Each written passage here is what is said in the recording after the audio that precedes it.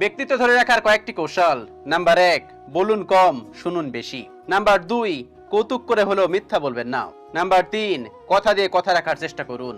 Number 4, ভুল হলে তর্ক না করে সরি বলুন। নাম্বার 5, অকারণে এবং অপ্রয়োজনে হাসবেন না।